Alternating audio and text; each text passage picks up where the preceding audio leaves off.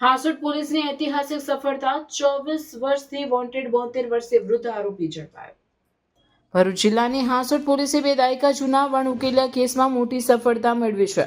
છેતરપિંડી અને વિશ્વાસઘાત જેવા ગુનાઓમાં સંડોવાયેલ અને છેલ્લા 24 વર્ષથી કાયદાની પકડથી દૂર ભાગતા ચંદ્રકાંત ઉર્ફે ચંદુલાલ જમનાદાસ ઉનડકરને પોલીસે આખરે સાહોલ ચેકપોસ્ટ પરથી દબોચી લીધો છે.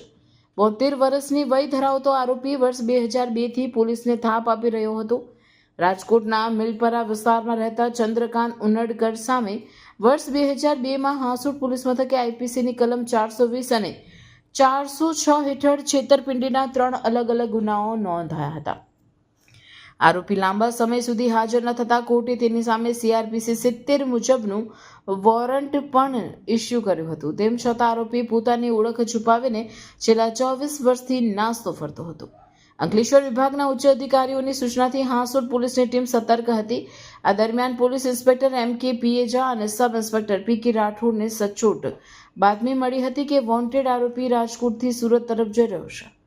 બાતમીના આધારે સાહોલ ચેકપોસ્ટ પર કડક વાહન ચેકિંગ હાથ ધરવામાં આવ્યું હતું, જ્યાં પોલીસે આરોપીને ઓળખી કાઢી તેની અટકાયત કરી હતી. આ મહત્વપૂર્ણ કામગીરીમાં Hansot police inspector MK Piyeja, sub inspector PK Rathod, ASI Bhupatsinh જયસિંહભાઈનો સમાવેશ થાય છે. 24 વર્ષ પછી થયેલી આ ધરપકડને સાબિત કરે છે કે કાયદાના હાથ લાંબા હોય છે.